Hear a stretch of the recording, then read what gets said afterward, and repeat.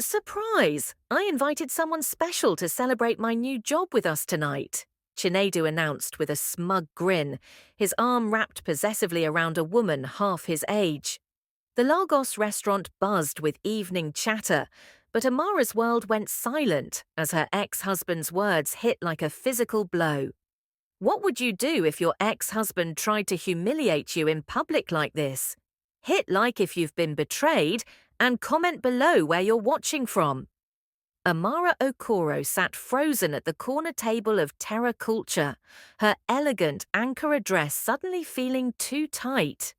3 months had passed since their bitter divorce, and now here was Chinedu, 42 years old, and apparently having a midlife crisis, parading his 24-year-old girlfriend like a trophy. The irony wasn't lost on her. He'd invited her to this celebration dinner, specifically to rub salt in old wounds. "This is blessing," Chinedu continued, his voice carrying across their section of the restaurant. "She's the reason I've been so inspired lately. And guess what, Amara? I just landed that executive position at Zenith Dynamics. You remember that company you used to rave about? The one with the mysterious female owner nobody ever sees?" Amara's blood turned to ice. Zenith Dynamics, her company.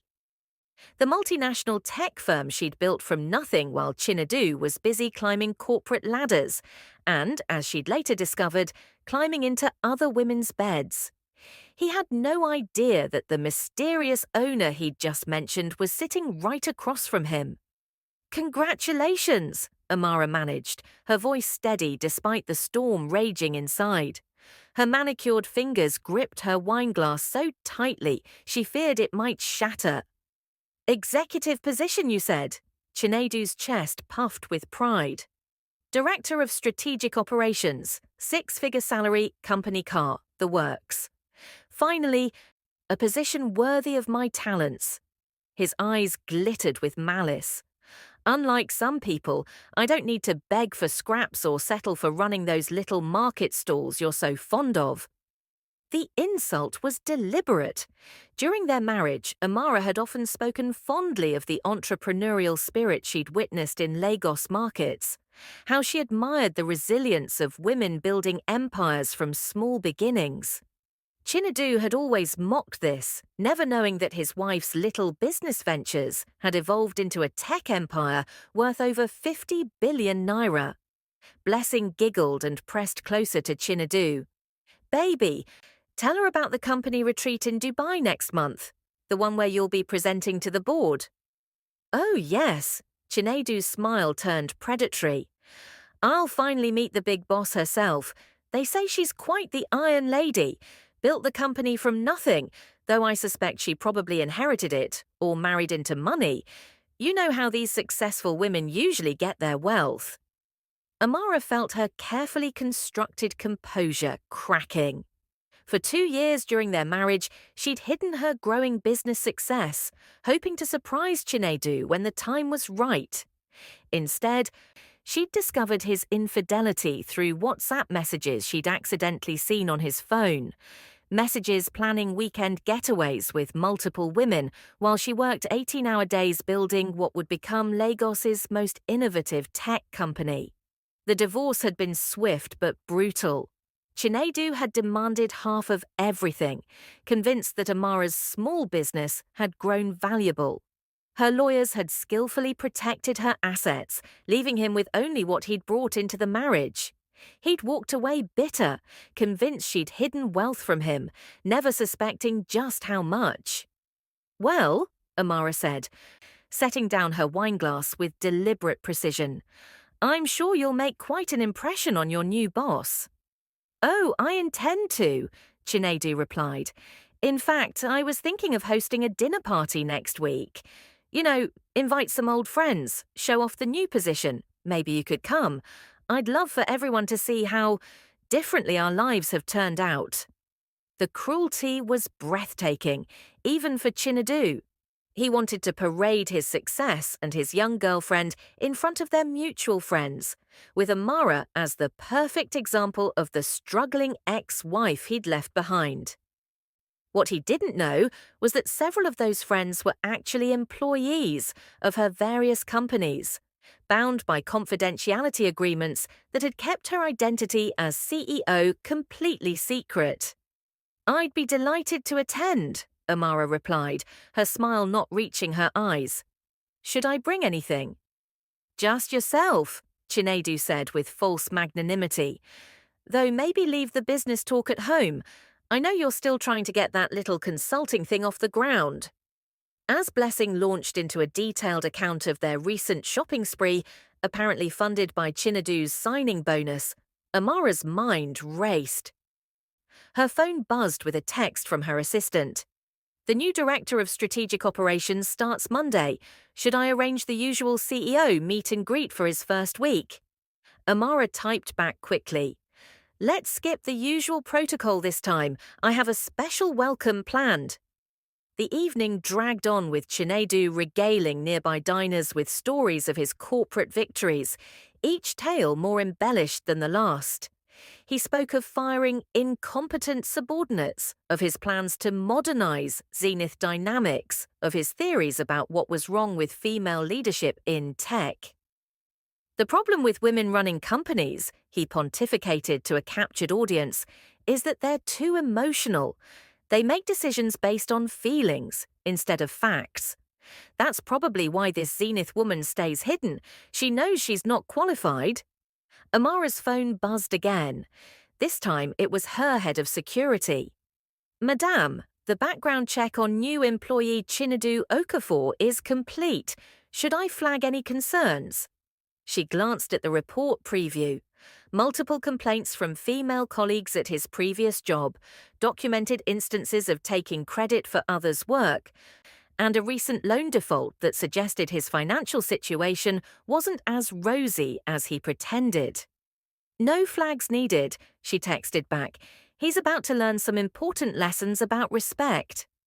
As the evening wound down, Chinedu insisted on paying the bill with a flourish of his new corporate credit card. "My treat," he announced. "It's the least I can do for my old friend." The condescension in his voice made Amara's jaw clench, but she maintained her gracious smile. "Thank you for a truly memorable evening." "Wait until you see the dinner party next week," Chinedu promised. "It'll be even more memorable. I've invited everyone. Kemi, Tolu, even that pompous biodun from our old neighborhood. They'll all get to see how success looks on me." As they stood to leave, Blessing whispered loudly enough for Amara to hear. "Baby, is that really the ex-wife? She seems so ordinary. I can see why you upgraded." Chinedu's laughter followed Amara out into the humid Lagos night. As her driver held open the door of her understated Honda Accord, she'd always preferred to keep a low profile, Amara's mind was already working 3 steps ahead. Monday morning would bring Chinedu his first day at Zenith Dynamics. He'd settle into his corner office, meet his team, and begin implementing his grand plans to revolutionize the company. He'd spend his first week making enemies, alienating staff, and documenting his own incompetence. And then, exactly 7 days later, at his celebration dinner party, surrounded by all their mutual friends, Amara would give him the surprise of his lifetime. Her phone rang as they pulled into Lagos traffic. The caller ID showed Mama, her mother, calling from their family compound in Enugu. "Nay, how did the dinner go?" her mother asked in Igbo. "Interesting, Mama, very interesting." "And that foolish man, still acting like the king of Lagos?" "For now," Amara replied, watching the city lights blur past her window. "But his kingdom is about to crumble." Don't forget to like, subscribe, and turn on notifications for more gripping stories like this. What do you think Amara should do to her cheating ex-husband? Comment below. Monday morning arrived with Lagos's typical chaos. Honking horns, street hawkers calling their wares, and the humid air thick with ambition and exhaust fumes. Amara sat in her private office on the 47th floor of Zenith Tower, watching through tinted windows as the city awakened below. Her assistant Funmi knocked softly before entering. Ma, the new director is here for orientation, Funmi announced, her voice carefully neutral. As one of the few people who knew Amara's true identity, she understood the significance of this moment.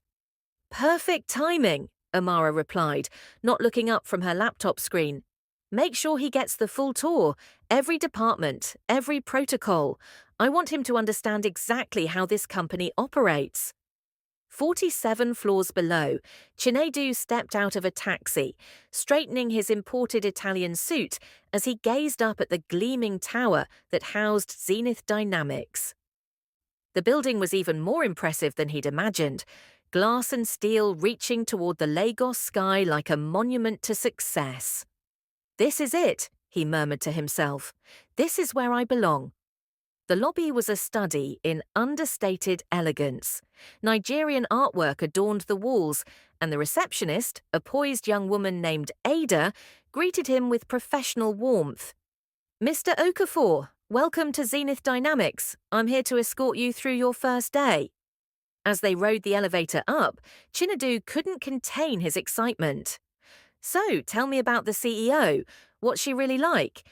I've heard she's quite the mystery woman. Ada's smile remained diplomatically fixed. Mrs. Okoro prefers to let her work speak for itself. She's built something truly remarkable here. Okoro? Chinedu frowned. That's an interesting coincidence. My ex-wife has the same surname. He laughed dismissively. Though she's probably struggling to pay rent while I'm moving into executive circles. Ada said nothing, but her grip on her tablet tightened imperceptibly. The tour began on the 15th floor with the development teams. Chinedu walked through open-plan offices filled with young programmers, their screens displaying code that powered applications used by millions across Africa. The department head, Emeka, was a soft-spoken man in his 30s who'd actually attended university with both Chinedu and Amara, though Chinedu had never paid much attention to the quiet engineering student. Impressive setup, Chinedu commented, his tone suggesting he could improve things significantly. Though I notice a lot of informal work arrangements, flexible hours, work-from-home options. In my experience, employees need more structure. Emeka exchanged a glance with Ada. Our productivity metrics are actually 40% above industry standard. Our employees appreciate the trust, and it shows in their output. Chinedu made a note on his phone. We'll see about that. The next stop was the marketing department, run by Kemi Adebayo, one of the friends Chinedu had mentioned inviting to his dinner party. Kemi's face showed barely concealed shock when she saw him walk through her department. Chinedu, what are you doing here? Surprise, I'm your new director of strategic operations, he announced with a broad grin. I told you I was moving up in the world. Kemi's confusion was evident. She knew exactly who owned Zenith Dynamics. She'd been working directly with Amara for 3 years. But her confidentiality agreement meant she couldn't reveal anything, even to old friends. That's wonderful, she managed. I'm sure you'll find working here very educational. Oh, I'm not here to learn, Chinedu corrected with a laugh. I'm here to optimize. I've already identified several areas where this company could improve its efficiency. By lunchtime, word had spread throughout Zenith Dynamics about the new director's ambitious plans. During the mandatory department head meeting, Chinedu outlined his vision for modernizing the company. First, we need to eliminate these flexible work arrangements, he declared, pacing in front of a conference room filled with senior staff. Productivity requires presence. Second, I want to see detailed reports on every project, every expenditure, every decision. Accountability starts at the top. The room was silent. These were people who'd worked alongside Amara for years, who understood that the company's success came precisely from its innovative, employee-focused culture. Sir, ventured Biodun Ogundipe, the head of HR and another old friend of both Chinedu and Amara. Our current policies have resulted in 95% employee retention and record profits for 3 consecutive years. Perhaps you should consider that I wasn't hired to maintain the status quo, Chinedu interrupted. I was brought in to take this company to the next level, and frankly, hiding the CEO away like some mysterious figure isn't helping anyone. Transparency in leadership is crucial. Later that evening, as Chinedu celebrated his first day with drinks at the Radisson Blu rooftop bar, Amara was in her home office, reviewing the detailed reports her department heads had sent her. His behavior was even worse than she'd anticipated. Her phone rang, Kemi calling from the company parking garage. "Amara, we need to talk," Kemi said without preamble. "Your ex-husband just spent the day insulting everything you've built. He has no idea who you are, and he's planning to tear apart the company culture." "I know," Amara replied calmly. "How did the staff react?" "Like they'd been slapped. Emika's team is already talking about updating their resumes. Biodun is furious, and I'm struggling not to blow your cover every time Chinedu opens his mouth." Amara leaned back in her chair, looking out at the Lagos skyline. 6 more days. Kemi, can you manage 6 more days? What happens in 6 days? His dinner party, where he plans to humiliate me in front of all our old friends. Kemi was quiet for a moment. "Amara, what are you planning?" "Justice," Amara replied simply. "Sweet, poetic justice." The next morning brought fresh challenges. Chinedu had arrived early and called an impromptu meeting with the entire strategic operations team. He'd spent the night researching corporate efficiency models and was eager to implement changes. "Effective immediately, all flexible work arrangements are suspended," he announced to a room full of shocked faces. "Furthermore, I want productivity reports on every employee, every project, every decision made in the last 6 months. We're going to identify the weak links and eliminate them." Tolu Adeyemi, a brilliant analyst who'd been with the company since its early days, raised her hand tentatively.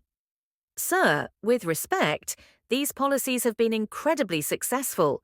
Our African market penetration increased by 300% last year, and employee satisfaction..." "Employee satisfaction doesn't pay the bills," Chinedu cut her off. "Results do, and I'm not seeing results that justify the resources being spent on comfort measures." After the meeting, Tolu immediately called Amara's private line, another privilege reserved for senior staff who knew the truth. "Ma, he's destroying morale," she reported. "Half the development team is talking about leaving. The other half is too angry to be productive." "Document everything," Amara instructed. "Every policy change, every dismissive comment, every decision that contradicts our established protocols. I want a complete record." By Wednesday, Chinedu's impact was undeniable. 3 key developers had submitted resignation letters. 2 major clients had complained about sudden changes to their service protocols. And the company's internal satisfaction surveys showed a 60% drop in employee confidence. But Chinedu saw only opportunities for his own advancement. He'd scheduled a meeting with what he believed was the CEO's representative for Friday, supposedly to present his optimization recommendations directly to the mysterious owner. "I'm going to show her what real leadership looks like," he boasted to Blessing over dinner at Shiro Restaurant in Victoria Island. "These people have been coddled for too long. They need someone with vision to guide them." Blessing nodded adoringly, though she seemed more interested in the expensive champagne he was buying with his company expense account than his corporate philosophizing. "Baby, you're so smart," she cooed. "I can't wait for Saturday's party. Are you going to tell everyone about your big promotion?" "Oh, I'm going to do much more than that," Chinedu promised, his eyes gleaming with anticipation. I'm going to show them exactly what success looks like, especially my pathetic ex-wife.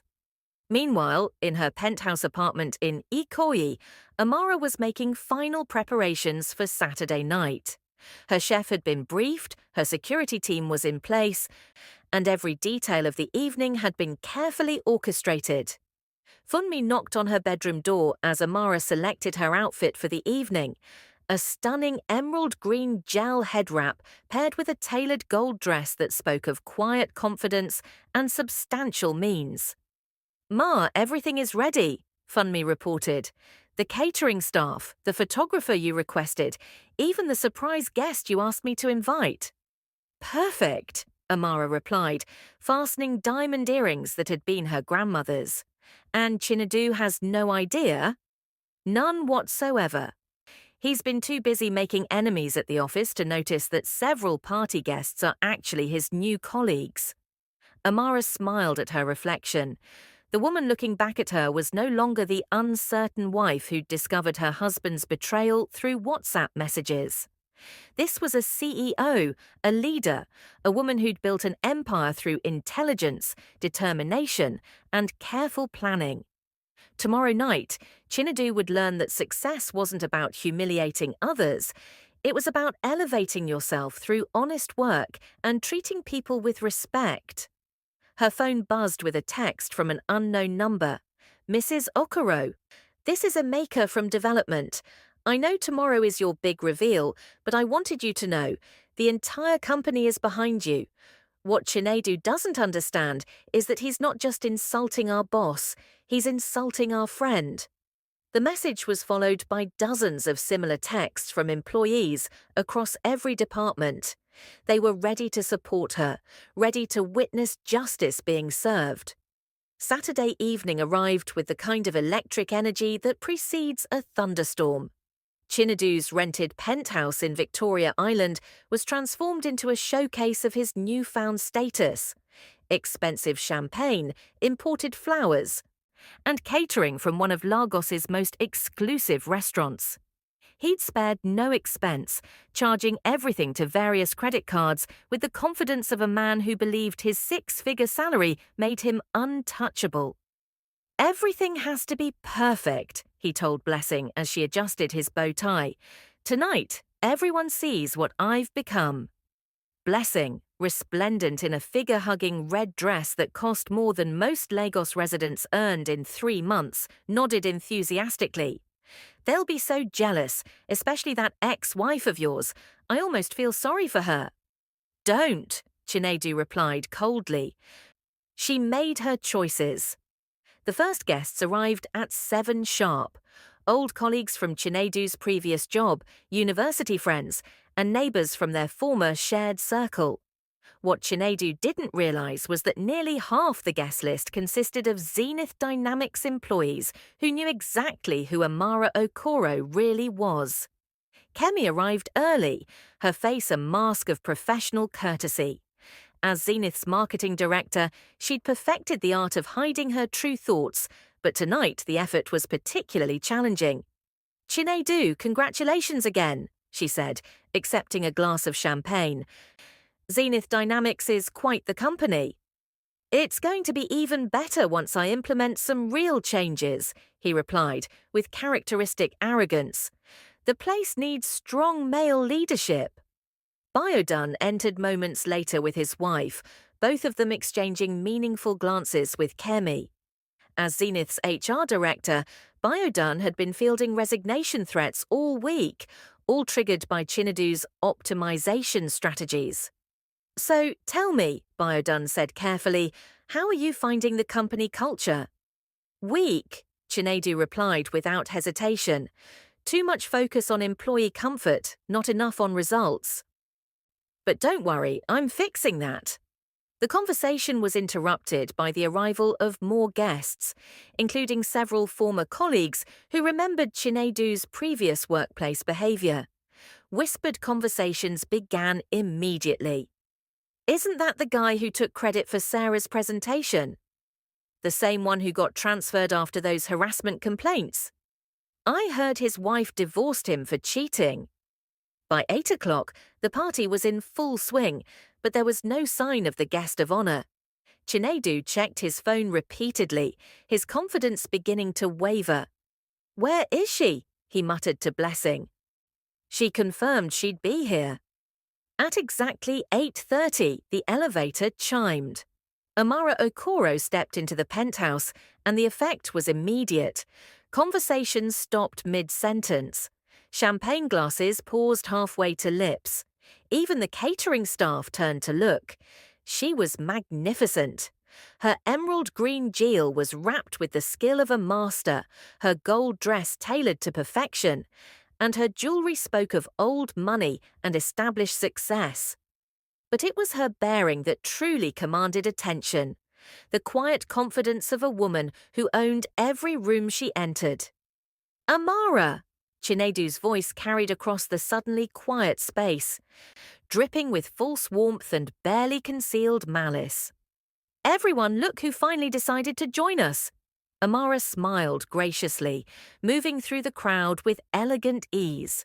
She greeted old friends warmly, accepted compliments on her appearance with humility, and gradually made her way toward her ex-husband. "Chinedu," she said simply, "thank you for inviting me." "Of course, I wanted everyone to see how different our paths have become." His smile was predatory. "Blessing, come meet my ex-wife. This is the woman I told you about, the one who's been struggling since our divorce." Blessing approached with the confidence of someone who believed she was meeting her predecessor's replacement. "It's nice to finally meet you," she said with barely concealed condescension. "Chinedu has told me so much about your little business ventures." The insult was delivered with surgical precision, designed to sting in front of their mutual friends. Several guests shifted uncomfortably, recognizing the cruelty of the moment. "My business ventures," Amara repeated thoughtfully. "Yes, they've been quite consuming lately." "Well," Chinedu jumped in, "some of us are naturally suited for the corporate world, while others are better with smaller, more manageable enterprises." He gestured grandly around the expensive penthouse. "Success has its rewards." The gathered crowd was watching now, some with anticipation, others with disgust at Chinedu's transparent attempt at public humiliation. What they didn't expect was Amara's calm response. "Speaking of success," she said, her voice carrying clearly across the room, "how are you finding your new position at Zenith Dynamics?" Chinedu's chest swelled with pride. "Incredible! Though I have to say, the company needs significant improvements. The leadership has been too soft, too focused on employee feelings instead of bottom-line results." "Interesting perspective," Amara replied. "And you feel qualified to make these assessments after, 5 days?" "Sometimes an outside perspective is exactly what's needed," Chinedu declared. "I've already identified multiple inefficiencies, flexible work schedules, excessive employee benefits, weak productivity metrics. The mysterious CEO clearly doesn't understand modern corporate management." The Zenith employees in the room exchanged glances. Kemi took a large gulp of champagne. Biodun loosened his tie. Emeka, who'd arrived late, quietly positioned himself near the elevator. "The mysterious CEO," Amara repeated slowly. "You've never met her?" "Not yet, but I have a meeting scheduled for next week. I plan to present my recommendations for improving company operations." Chinedu's voice grew more animated. "Between you and me, I suspect she inherited the company or married into it. These successful women usually have help from men behind the scenes." The silence that followed was deafening. Even the background music seemed to fade as everyone processed the magnitude of his mistake. Amara's smile never wavered. "How fascinating! Tell me, what specifically would you recommend to improve operations?" Chinedu launched into his prepared speech, oblivious to the growing tension in the room. "First, eliminate remote work entirely. Second, reduce employee benefits. These people are spoiled. Third, implement strict monitoring systems. And fourth, establish proper hierarchy with strong male leadership at every level. I see, Amara nodded thoughtfully. And you believe the current CEO, this mysterious woman, would be receptive to these suggestions? She'll have to be, Chinedu replied with breathtaking arrogance. A company that size needs real leadership, not someone hiding behind closed doors making emotional decisions. Blessing giggled and pressed closer to him. Tell them about your promotion prospects, baby. Well, Chinedu preened, let's just say that once the CEO sees what real leadership looks like, there might be some changes at the executive level. The implied threat hung in the air like smoke. He was essentially announcing his intention to overthrow the company's leadership structure, completely unaware that the woman he was threatening stood directly in front of him. Amara glanced at her watch, a subtle Patek Philippe that cost more than most people's cars. How interesting. You know, I should probably mention something. Oh, Chinedu's tone was patronizing. More business advice from the struggling entrepreneur? Not advice, Amara replied calmly. Just a small clarification about Zenith Dynamics. She reached into her elegant clutch and withdrew a business card, holding it out to Chinedu with steady fingers. He took it automatically, his eyes scanning the text. The color drained from his face like water from a broken glass. His mouth opened and closed silently as he read and reread the simple white card with its elegant typography. Amara Okoro, Chief Executive Officer, Zenith Dynamics. The card slipped from his suddenly nerveless fingers, fluttering to the floor like a fallen leaf. You see, Amara continued conversationally, her voice carrying to every corner of the now silent penthouse. I am the mysterious CEO you've been criticizing all week, the one who makes emotional decisions, the one who doesn't understand modern corporate management, the one whose company culture you've been systematically destroying. Don't forget to subscribe and hit that notification bell. Can you believe the shock on Chinedu's face? What do you think happens next? Comment below if you think Amara should fire him on the spot. The silence stretched like a taut wire ready to snap. Chinedu stood frozen, staring at the business card on the floor as if it might spontaneously burst into flames. Around the penthouse, 40 guests watched the unfolding drama with the fascination of people witnessing a spectacular accident. That's not possible, Chinedu finally whispered, his voice barely audible above the hum of the air conditioning. Amara's smile remained serene, but her eyes held the glint of tempered steel. I'm afraid it's quite possible. In fact, it's been true for the past 7 years. While you were climbing corporate ladders and exploring extracurricular activities, I was building Zenith Dynamics from a small consulting firm into one of Africa's largest tech companies. Blessing laughed nervously, the sound sharp and brittle in the tension-filled room. This has to be some kind of joke, right? I mean, you're just what? Amara turned her attention to the younger woman, her tone remaining conversational, but carrying an undertone that made several guests step back. Just a divorced woman struggling to make ends meet? Just someone unworthy of success without male assistance? The questions hung in the air like accusations. Blessing's confidence visibly wavered as she looked around the room for support, finding only uncomfortable faces and averted eyes.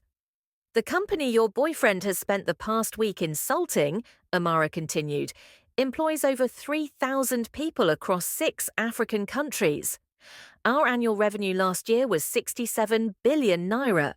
We've won international awards for innovation, workplace culture, and corporate responsibility. Chinedu's face had progressed from pale to grey. But how? During our marriage, you barely had... I had vision.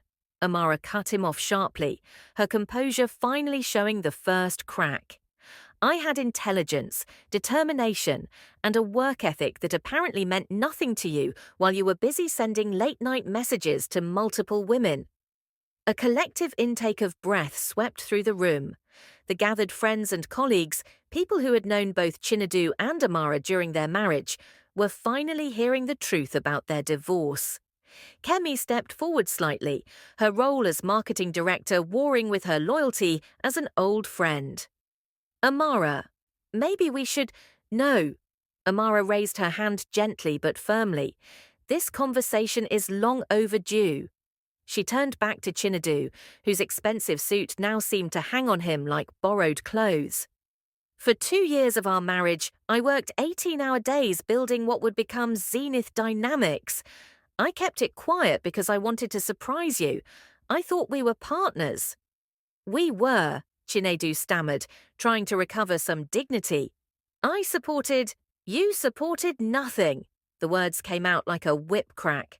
While I was coding, networking, and sacrificing sleep to build something meaningful, you were supporting Ngozi from accounting and Funky from marketing, and let's not forget Kioma from HR at your previous job. The specificity of the accusations hit like physical blows. Several guests who had suspected Chinedu's infidelity during the marriage now had confirmation, and their expressions shifted from curiosity to disgust. Bio Dunn, who had remained silent throughout the confrontation, finally spoke up. Chinedu, man, you need to understand what's happening here. This woman built the company that just hired you. She's your boss. The reality seemed to hit Chinedu like a physical force. His legs gave out slightly, and he grabbed the back of a nearby chair for support. My boss, he repeated dumbly. Your boss, Amara confirmed. The same boss you've spent 5 days insulting, undermining, and threatening to replace with proper male leadership. Blessing, finally grasping the magnitude of the situation, tried to salvage something from the wreckage. Well, surely this is all just a misunderstanding. I mean, he didn't know because he never bothered to research the company that hired him, Amara interrupted. He was so eager to accept the position, so confident in his own superiority, that he never asked basic questions about the organization he was joining. But this is perfect.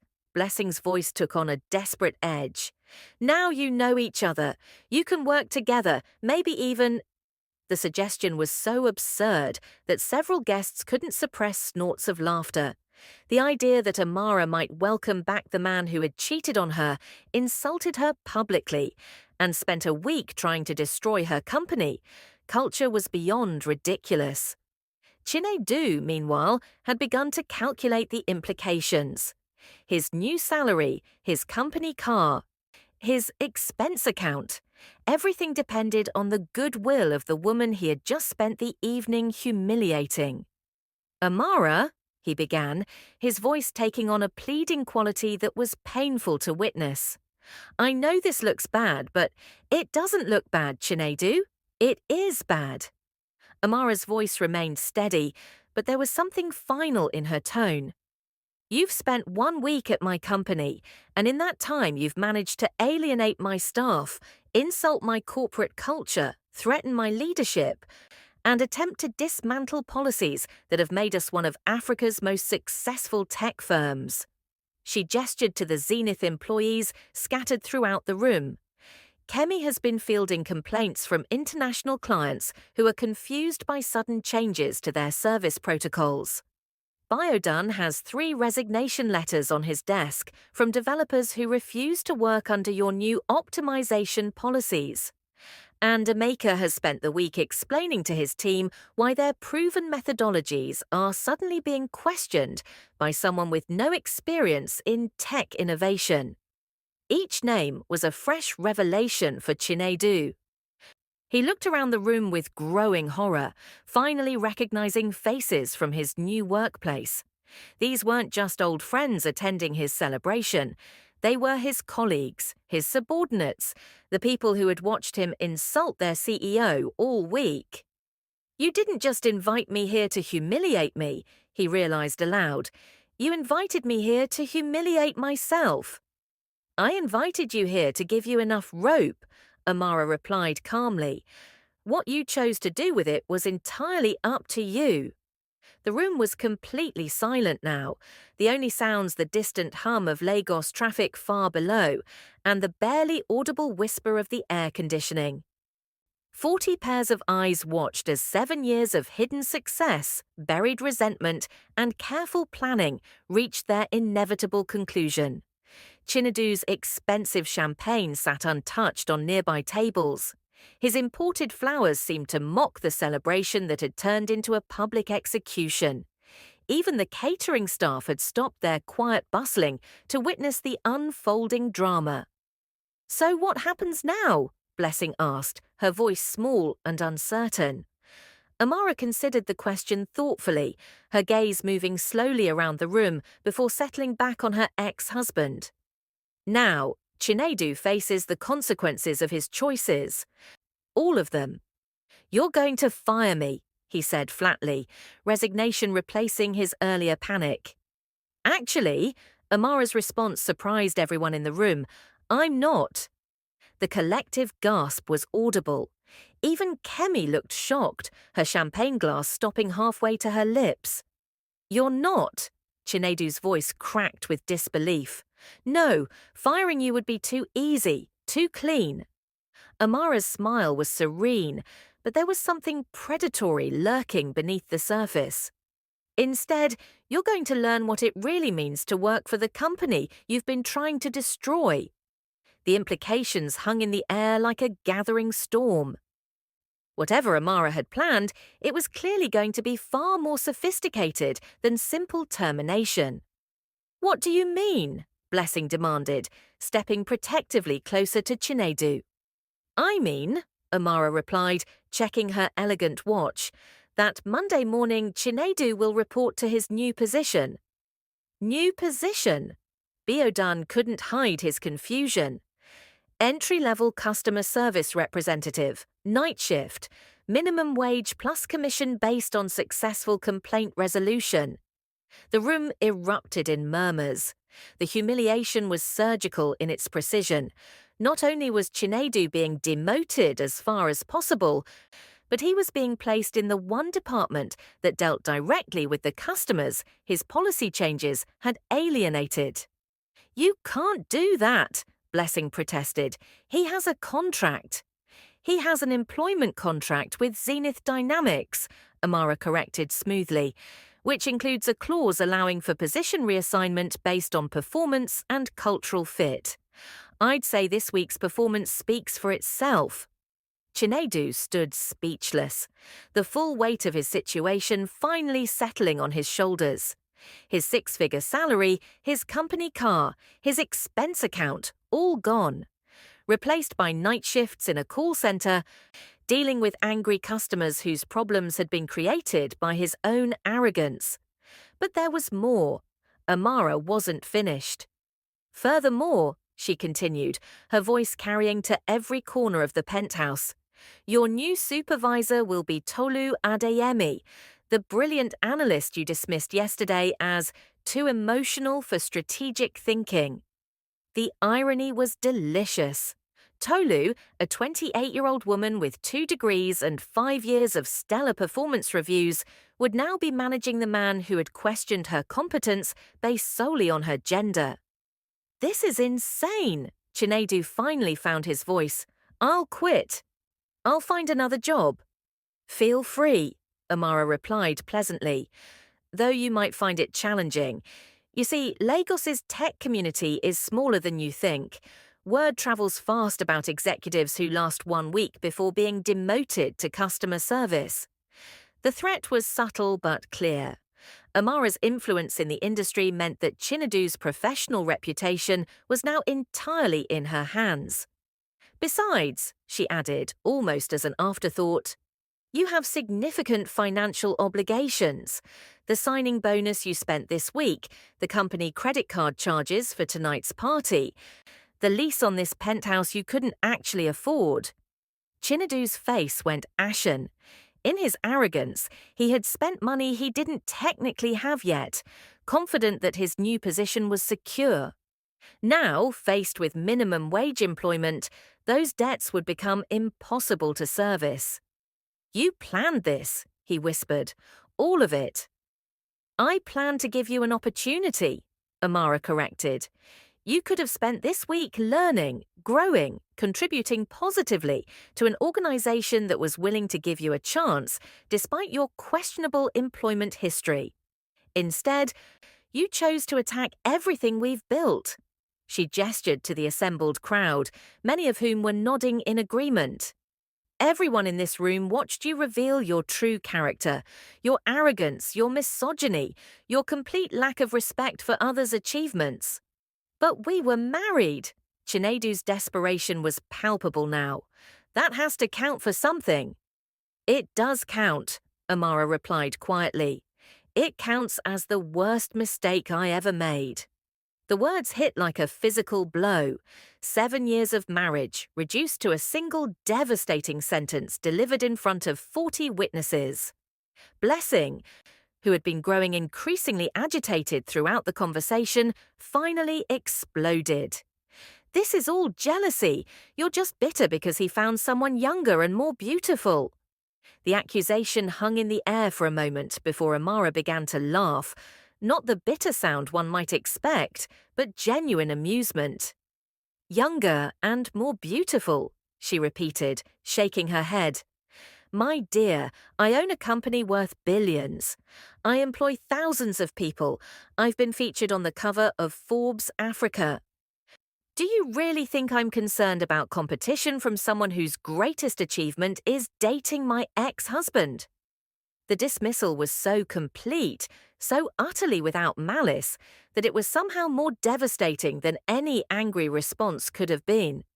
Blessing stood there, her expensive dress and jewelry suddenly seeming like costume pieces rather than symbols of success. Now, Amara continued, addressing the room at large, I believe this evening has run its course. Thank you all for coming. Kemi, Biodun, Emeka. I'll see you in the office on Monday. We have a company culture to restore. As guests began to gather their belongings and head toward the elevator, murmuring among themselves about the evening's revelations, Amara made one final announcement. Oh, and Chinedu, your first shift starts Monday at 11 p.m. Don't be late. Tolu doesn't tolerate tardiness from her team members. Monday night arrived like a funeral procession. The Zenith Dynamics building looked different after hours. The gleaming lobby was dimmed, the executive floors were dark. And the only activity centered around the 8th floor customer service center, where night shift operators handled complaints from across Africa's time zones. Chinedu stood outside the building at 10:45 p.m., staring up at the tower that had represented his triumph just 1 week ago.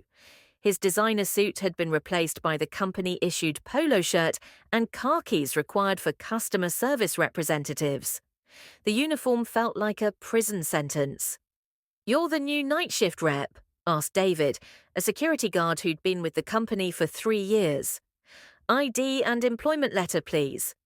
The process of checking in was humiliating enough, but worse was yet to come. The customer service floor was a stark contrast to the executive levels Chinedu had toured during his brief stint as director.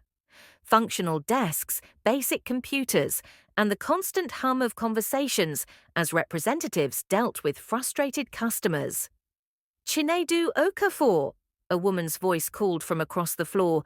He turned to see Tolu Adeyemi approaching, her expression professionally neutral, but her eyes holding a glint of satisfaction. During his week as director, Chinedu had dismissed Tolu as too emotional and lacking strategic vision. Now, at 28, she was his supervisor, holding his professional fate in her hands.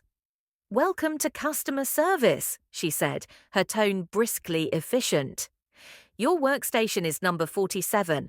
Your computer login is your employee ID. Password is New Start Y. You'll be required to change it after your first successful login." Chinedu followed her to a desk that was smaller than the bathroom in his former executive office. The nameplate read, "C. Okafor, Customer Service Representative Level 1. The Level 1 designation felt like a brand burned into his forehead. "Your shift runs from 11 p.m. to 7 a.m., Tolu continued, handing him a thick manual. "You'll handle complaints from customers across our East African markets. Average call volume is 30-35 per night. Your performance will be measured on resolution rate, customer satisfaction scores, and call efficiency." She paused at his desk, looking down at him with an expression that mixed professional courtesy with personal vindication. "Questions? This is really happening," Chinedu muttered, more to himself than to her. "It really is," Tolu confirmed. "And here's something you should understand immediately. I don't care about your previous position, your connections, or your feelings about this assignment. You work for me now, and I expect the same level of performance I demand from all my representatives." The first call came at 11:17 p.m. An angry customer from Nairobi whose mobile banking app had been disrupted by the new security protocols Chinedu had mandated during his week as director. "Zenith Customer Service, this is Chinedu. How can I help you today?" "Help me! Your company has destroyed my business." The caller's voice carried the frustration of someone who'd been passed between multiple representatives. "These new security measures make it impossible for my customers to use your payment system." Chinedu found himself in the surreal position of apologizing for his own decisions. "I understand your frustration, sir. Let me see what I can do to resolve this issue." The irony was crushing. The optimization policies he'd implemented with such confidence were now generating the very complaints he was being paid minimum wage to resolve. Each call was a fresh reminder of his spectacular failure in judgment. By 2 a.m., he'd handled 12 calls, resolved 3 issues, and received 2 formal complaints about his attitude. His supervisor evaluations were disastrous, and Tolu had already issued 1 written warning for insufficient customer empathy. "You need to understand," she explained during their mandatory hourly check-in, "these people are frustrated because policies were changed without proper consultation or testing. They're not angry at you personally, but they need to feel heard and validated." The words stung because they were essentially a critique of his entire approach as director. He'd implemented changes without consultation, without testing, and without consideration for the end-user experience. "Take the next call with more patience," Tolu advised. "Remember, every complaint represents a failure somewhere in our system. Your job is to fix that failure, not defend it." Call number 13 came from a furious business owner in Accra, whose accounting software had been affected by Chinedu's productivity monitoring requirements. "I've been a Zenith customer for 5 years, the woman explained, her voice tight with controlled anger. "Never had a problem until last week when suddenly our software started requiring additional verification steps that slowed down our entire operation." Chinedu closed his eyes, recognizing another consequence of his directorial decisions. "Ma'am, I sincerely apologize for the inconvenience. Let me access your account and see what we can do." As he worked through the technical solution, following procedures developed by the same team he'd criticized for being too accommodating, Chinedu began to understand the complexity of what Amara had built. Every system, every protocol, every seemingly soft policy had been carefully designed to balance security, efficiency, and user experience. His phone buzzed with a WhatsApp message from Blessing. "Baby, this is ridiculous. You don't have to put up with this humiliation. Just quit and we'll figure something else out." He stared at the message for a long moment. Quitting would feel like relief, but it would also mean admitting complete defeat. More practically, he had bills to pay and a reputation to salvage. Walking away now would guarantee that his professional life in Lagos was over. At 4 a.m. during his scheduled break, Chinedu found himself alone in the break room, staring at a vending machine that offered snacks for prices that would have been pocket change a week ago, but now represented a significant portion of his hourly wage. Rough night? He turned to see James, a customer service representative who'd been with the company for 2 years. James was about Chinedu's age, but his cheerful demeanor and obvious job satisfaction created a stark contrast to Chinedu's misery. "You could say that," Chinedu replied. "First week is always tough," James offered, settling into a nearby chair. "But this is actually a great place to work once you get the hang of it. Good benefits, supportive management, opportunities for advancement." Advancement? Chinedu couldn't hide his skepticism. "Absolutely. 3 people from our department have moved into technical roles this year. 2 others got promoted to team leaders. The CEO really believes in internal development." James paused, studying Chinedu's expression. "You know, there are rumors that you used to be in management here." The question hung in the air. Chinedu could lie, deflect, or simply refuse to answer. Instead, exhausted by a week of lies and pretense, he told the truth. "I was director of strategic operations for 1 week." James whistled softly. "What happened?" "I thought I knew better than everyone else. Turns out I was wrong about pretty much everything." It was the first honest self-assessment Chinedu had made since the dinner party disaster. James nodded thoughtfully. "Well, you're here now. That means something. Most companies would have just fired someone who messed up that badly. The fact that you're getting a second chance, that's pretty remarkable." The observation hit Chinedu like a revelation. Amara could have simply terminated him, blacklisted him, or made his life impossible through legal means. Instead, she'd given him an opportunity to understand the business from the ground up, to learn humility, and potentially to redeem himself. It was still humiliating, still financially devastating, but it wasn't hopeless. His break ended, and the next 4 hours brought a steady stream of complaints. Most of them traced back to his disastrous week as director. But something had shifted in his approach. Instead of defending the decisions or deflecting blame, he found himself genuinely apologizing and working harder to find solutions. By 6 a.m., his resolution rate had improved significantly. Tolu's hourly evaluations showed measurable progress, and 2 customers had specifically mentioned his helpfulness in their post-call surveys. At 7 a.m., as the day shift began filing in, Chinedu prepared to leave. He was exhausted, humbled, and facing 7 more months of night shifts. But for the first time since Saturday's dinner party, he felt something other than despair. "Chinedu," Tolu called as he gathered his things. "A word?" He approached her desk, expecting another critique or warning. "Your performance improved significantly in the second half of your shift," she observed, reviewing her notes. "Your early calls were defensive and impatient, but the later ones showed real customer focus." "Thank you," he replied, unsure how else to respond. "The question is, was that improvement genuine, or are you just learning to fake empathy better?" The directness of the question caught him off guard. I think it was genuine. These people are dealing with problems I created. They deserve better." Tolu studied his face for a long moment. "We'll see. Tomorrow night, I'm assigning you to the escalated complaints queue.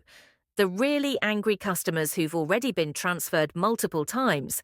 If your improvement is real, you'll handle it. If it's just an act, you'll crack under pressure." As Chinedu rode the elevator down to the lobby, he realized that Amara's revenge was more sophisticated than simple humiliation.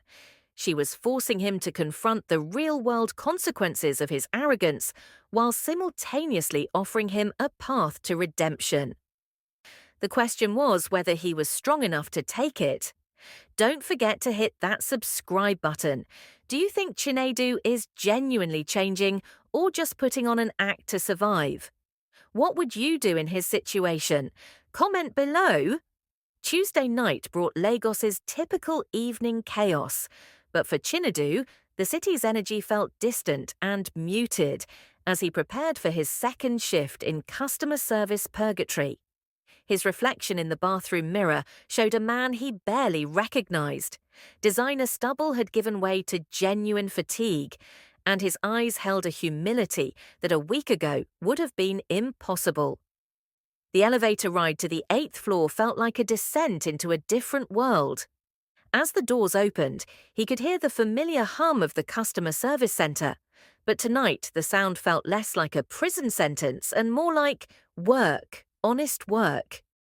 Okafor, Tolu called from her supervisor station. You're on escalated complaints tonight, Station 23. Station 23 was in the corner, isolated from the main floor.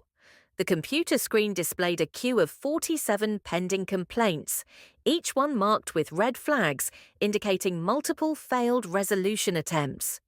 These weren't routine technical issues.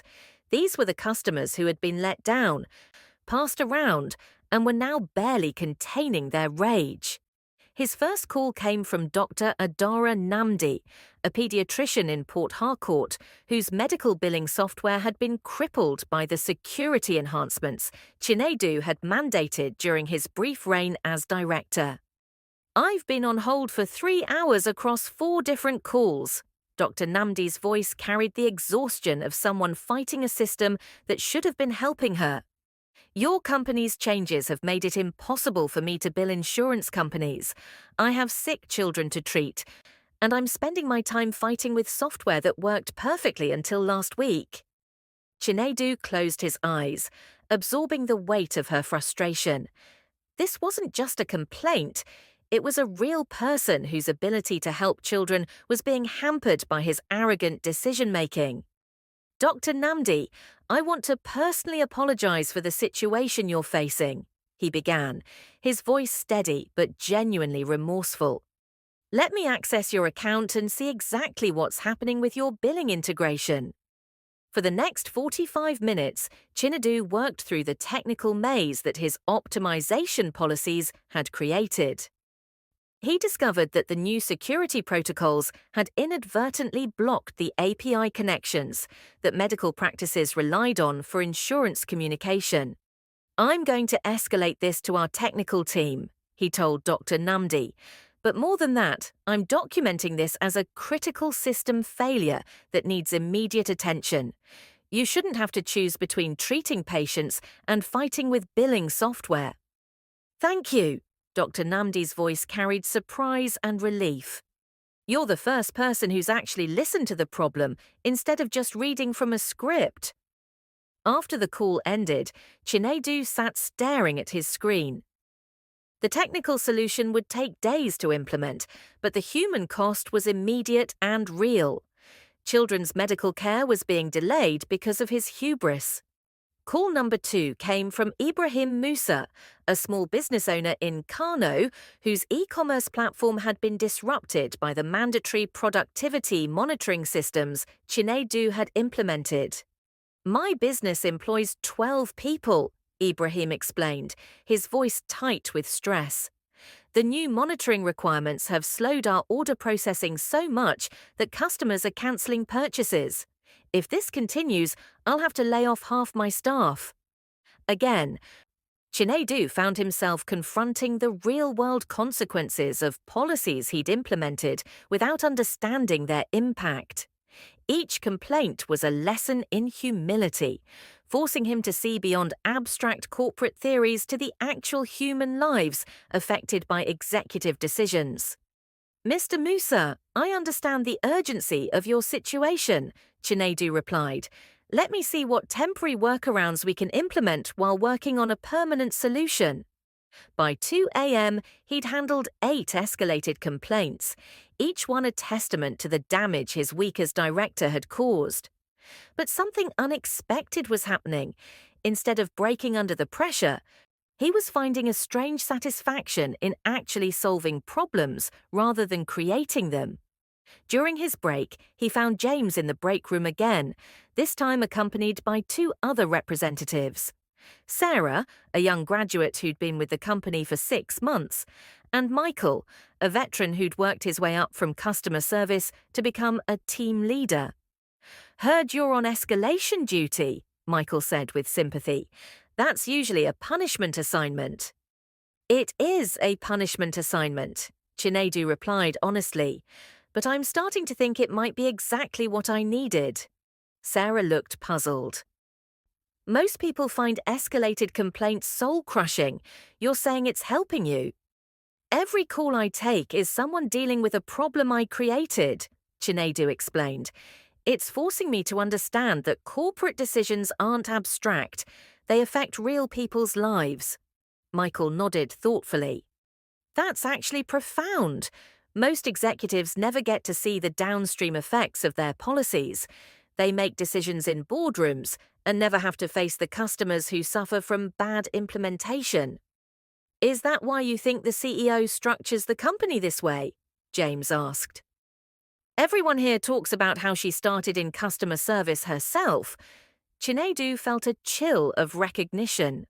"What do you mean?" "The CEO, Mrs. Okoro," Sarah explained. "Legend has it she spent 2 years handling customer complaints when the company was small. They say that's why our customer service policies are so employee-friendly and why she insists that all managers spend time on the phones." The revelation hit Chinedu like cold water. Amara hadn't just built Zenith Dynamics, she'd built it with the understanding that came from personal experience dealing with frustrated customers. Her policies weren't too soft or overly accommodating. They were informed by real-world empathy. "She really worked customer service?" he asked. "More than that," Michael replied. "They say she still takes calls sometimes, just to stay connected to the customer experience. My friend in day shift swears he saw her handling complaints last month, but nobody talks about it officially."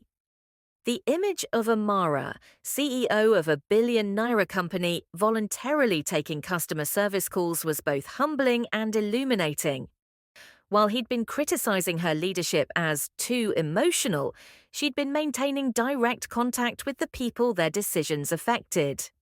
His phone buzzed with another WhatsApp message from Blessing. "Baby, I can't keep watching you destroy yourself like this. Either stand up to that vindictive ex-wife of yours, or I'm going to start reconsidering our relationship." Chinedu stared at the message for a long moment before deleting it without responding. The threat that might have terrified him a week ago now seemed almost irrelevant. Blessing's idea of standing up to Amara would likely involve more of the same arrogance and entitlement that had gotten him into this situation. The remainder of his shift brought 6 more escalated complaints, each one requiring patience, technical skill, and genuine empathy. By 7 a.m., Chinedu had successfully resolved 11 of the 14 cases assigned to him, a resolution rate that exceeded department averages. "Impressive work," Tolu commented as he prepared to leave. "Your escalation resolution rate was 78% tonight. Department average is 45%. "Thank you," Chinedu replied, surprised by how much the acknowledgement meant to him. "Don't let it go to your head," Tolu warned, but her tone was less stern than usual. "Tomorrow night, I'm putting you on the retention team. Those are customers who are threatening to leave the company entirely because of service issues." Retention calls were notoriously difficult. Customers who had progressed beyond anger to resignation, who had already decided that Zenith Dynamics was no longer worth their business. Saving those relationships required not just technical skill, but genuine persuasion and relationship building. "Understood," Chinedu nodded. As he waited for the elevator, Tolu called out one more comment. "Chinedu, your ex-wife might be a lot of things, but she's not vindictive. Think about that." The elevator doors closed before he could respond, but the words echoed in his mind during the ride down. Not vindictive? If Amara's goal had been simple revenge, she could have destroyed him completely. Instead, she'd created a situation where redemption was possible. Difficult, humbling, but possible. Walking out into the Lagos morning, Chinedu realized that for the first time in years, he was looking forward to work. Not because it was easy or glamorous, but because it was teaching him something he'd never learned in all his corporate climbing: the value of actually helping people. His phone rang as he reached the street. The caller ID showed Mama, his mother, calling from their family home in Enugu. "Nwa, how is your new job going?" she asked in Igbo. For the first time since the dinner party disaster, Chinedu found himself smiling as he answered. "What do you think of Chinedu's transformation? Is it genuine or just survival instinct?" Share this video with someone who believes in second chances. Don't forget to subscribe for more compelling stories about redemption and revenge. 3 weeks into his customer service exile, Chinedu had developed a routine that his former self would have found unthinkable. He arrived early for his night shifts, studied customer service protocols during his breaks, and found himself genuinely invested in resolution rates and satisfaction scores. The transformation wasn't comfortable, but it was undeniable. The retention team assignment had proven to be both his greatest challenge and most significant learning experience. Tonight, his queue showed 5 customers who had formally requested account closures, each one representing years of business relationship that his directorial decisions had damaged. His first call was from Funmilayo Adebisi, owner of a Lagos-based logistics company that had been using Zenith's fleet management software for 4 years.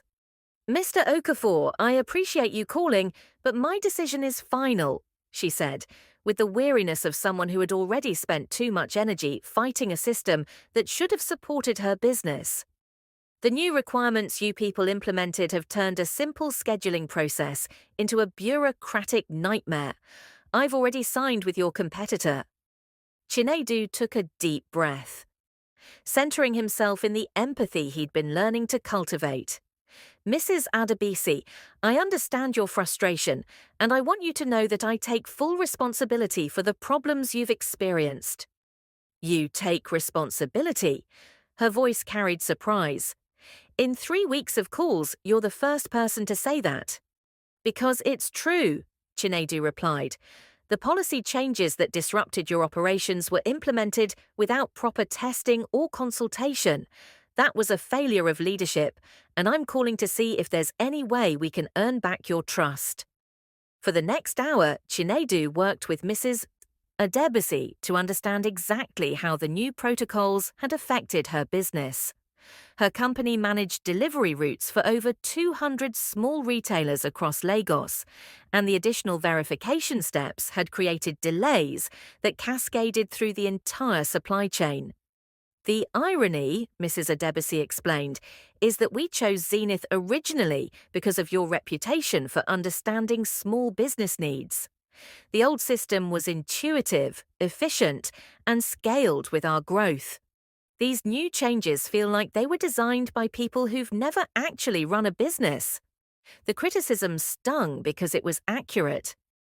Chinedu's optimization strategies had been based on corporate theory rather than practical business experience. "Mrs. Adebisi, what if I could guarantee that those specific requirements would be rolled back within 48 hours?" Chinedu asked. "And what if we could implement a direct feedback system so that future changes would be tested with actual business owners before deployment?"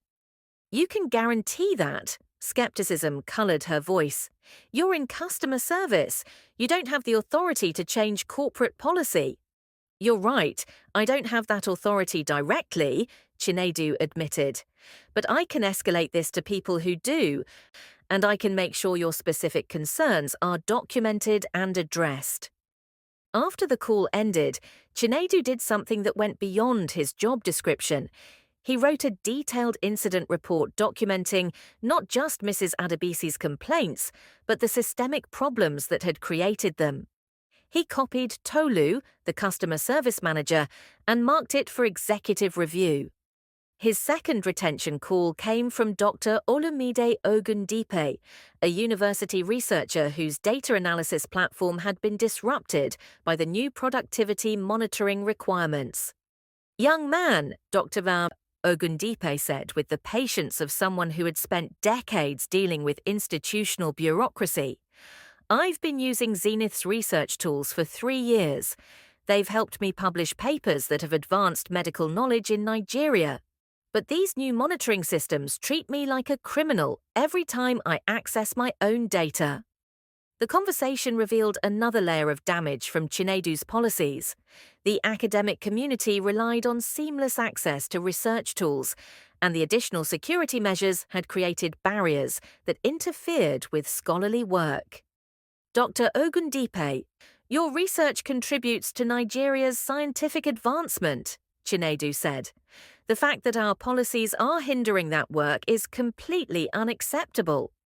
"I appreciate your understanding, but understanding doesn't solve the problem," Dr. Ogundipe replied. "I have graduate students who need access to datasets, and these new requirements mean they spend more time fighting with software than conducting research." Again, Chinedu found himself writing detailed incident reports, documenting not just the technical issues, but the broader impact on Nigeria's research community.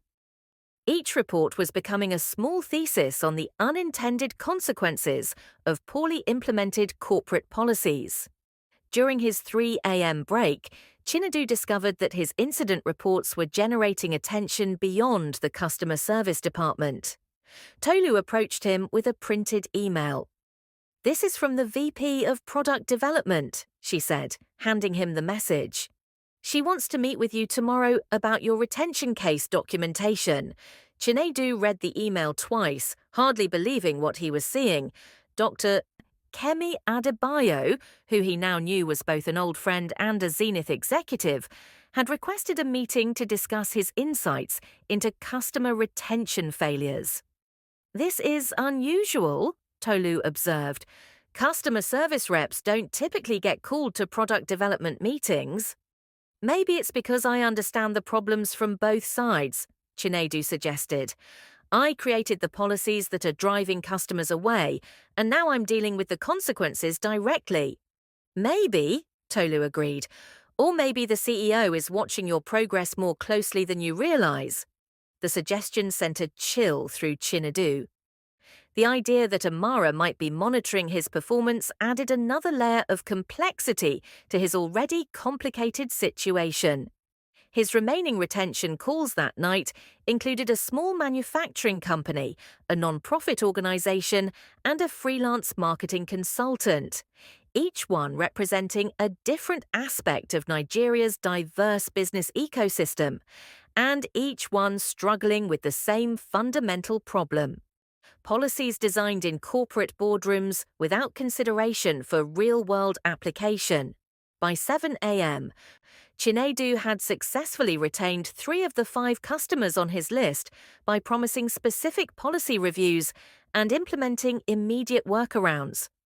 More importantly, he had documented systemic issues that went far beyond individual complaints. As he prepared to leave, Tolu handed him another message. "Your meeting with Dr. Adebayo is scheduled for 2 p.m. today," she said. "Conference room C on the 25th floor." The 25th floor? Chinedu felt his stomach tighten. The executive floors he'd briefly inhabited during his week as director. "Don't overthink it," Tolu advised. "Just be honest about what you've learned." The morning passed slowly. Chinedu tried to sleep but found himself replaying customer conversations and reviewing his incident reports.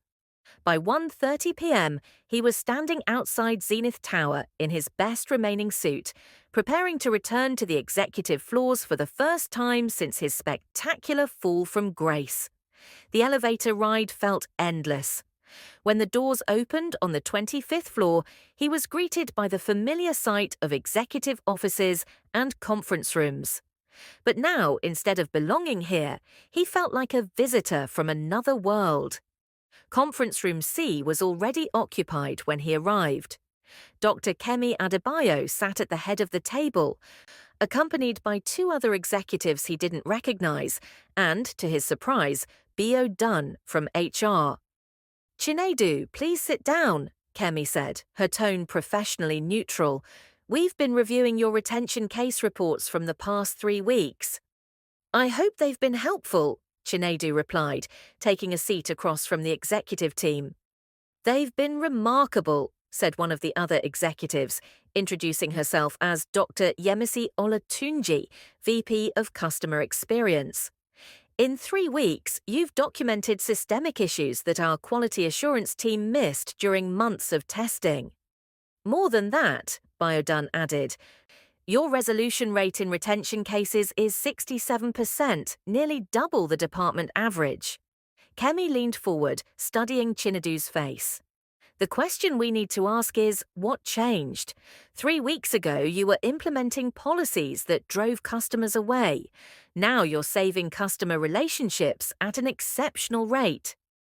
The directness of the question demanded an equally direct answer. "I learned to listen," Chinedu replied simply. "When I was director, I made decisions based on theory and assumption.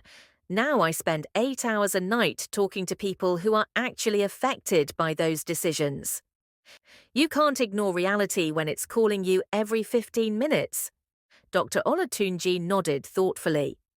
"Your reports don't just document problems. They propose solutions based on customer feedback. That's unusual for someone with your background." "My background is exactly why I can see the problems," Chinedu said. "I know why those policies were implemented because I implemented them, and I know why they're failing because I'm dealing with the failures every night." The room was quiet for a moment. Finally, Kemi spoke. "We're going to be implementing policy rollbacks based on your recommendations. The question is, do you want to be part of the solution development, or do you prefer to stay in customer service?"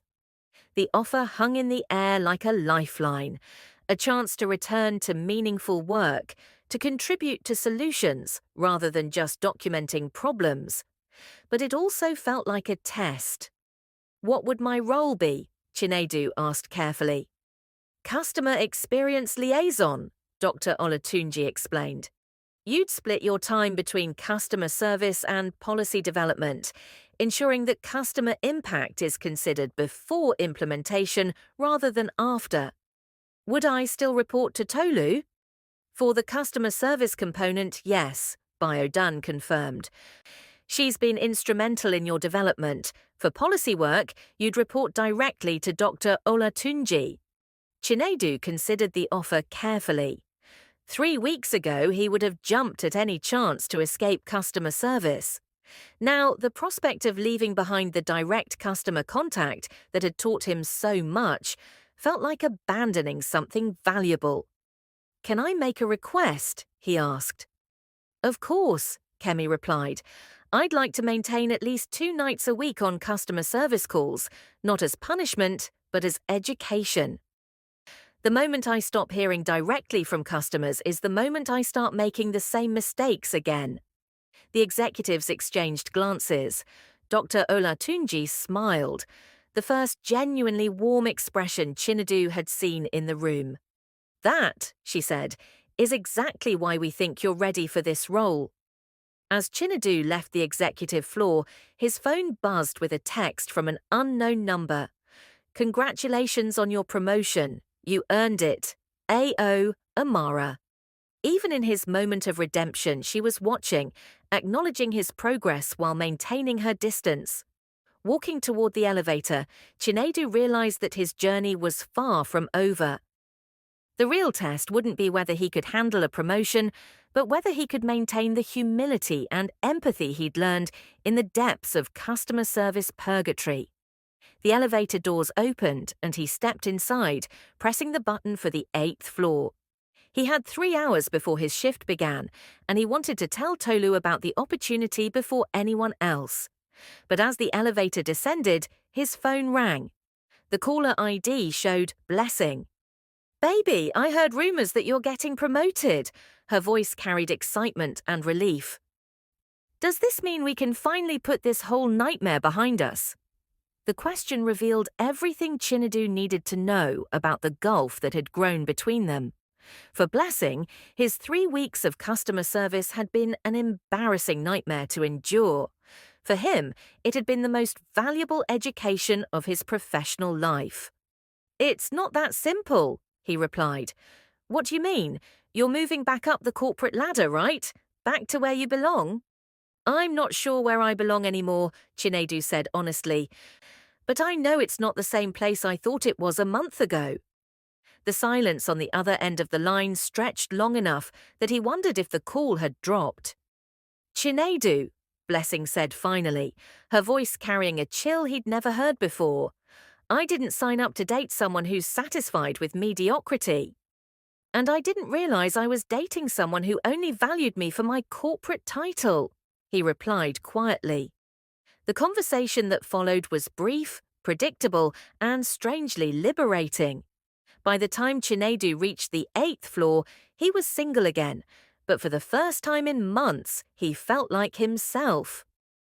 Tolu was at her supervisor station, reviewing call metrics with her team leaders. When she saw Chinedu approaching, she looked up with curiosity. "Aren't you early for your shift?" "I wanted to talk to you about the meeting," he said. "They offered me a position in customer experience." "Congratulations!" Tolu's response was genuine but measured. "Are you taking it?" "Yes, but with conditions. I want to keep working customer service shifts twice a week." Tolu studied his face for a long moment. "Why?" "Because 3 weeks ago, I thought I understood business. It turns out I understood theories about business." "There's a difference." "There is," Tolu agreed. "And the fact that you recognize that difference is why you're ready for more responsibility." She stood up, extending her hand for a formal handshake. "It's been an honor watching you grow, Chinedu. Don't forget what you've learned here." "I won't," he promised. "And Tolu, thank you for not giving up on me when you had every reason to." As he prepared for what would be one of his last full customer service shifts, Chinedu felt a strange mix of anticipation and nostalgia. The work that had initially felt like punishment had become a foundation for rebuilding not just his career, but his character. His first call that night came from Mrs. Adebisi, the logistics company owner he'd worked with earlier in the week. "Mr. Okafor, I wanted to call back and thank you. Those policy changes you promised? They were implemented yesterday. My scheduling system is working perfectly again." "I'm glad we could resolve that for you," Chinedu replied. "More than that," Mrs. Adebisi continued, "someone from your customer experience team called to ask about implementing a business owner feedback panel. They said it was your recommendation. Did you agree to participate?" "Absolutely. It's nice to work with a company that actually listens to its customers." After the call ended, Chinedu sat back in his chair, experiencing a satisfaction that was entirely different from the ego-driven validation he'd chased as an executive. This was the satisfaction of knowing that his work had made someone's business run better, that his efforts had contributed to something larger than his own advancement. His phone buzzed with another message from the unknown number. "The true measure of success isn't how high you climb, but how many people you lift up along the way. Keep climbing, but don't forget to reach back." AO. 6 months after the dinner party that had changed everything, Lagos pulsed with its usual energy, but for Chinedu, the city felt different. Walking through the Zenith Dynamics lobby each morning as customer experience liaison, he carried himself with a confidence born not of arrogance, but of earned respect and hard-won wisdom. His hybrid role had proven more challenging than any executive position he'd ever held. 3 days a week, he worked with Dr. Olatunji's team on policy development and customer experience strategy. 2 nights a week, he maintained his customer service shifts, keeping his finger on the pulse of real customer concerns. The balance was exhausting but essential. This morning brought an unexpected challenge, his first direct interaction with Amara since the dinner party. Mrs. Okoro would like to see you in her office, Funmi announced, appearing at his desk with the neutral expression of someone delivering routine information that was anything but routine. The executive elevator ride to the 47th floor felt eternal. Chinedu hadn't set foot on the CEO level since his disastrous week as director, and returning now, as a mid-level employee rather than an executive, carried a complex mix of emotions. Amara's office was exactly as he remembered, elegant but understated, with floor-to-ceiling windows overlooking Lagos and Nigerian artwork that spoke of cultural pride rather than corporate ostentation. She stood with her back to the door, silhouetted against the morning light. "Please sit down," she said without turning around. Her voice carried the same calm authority that had delivered his public humiliation 6 months earlier.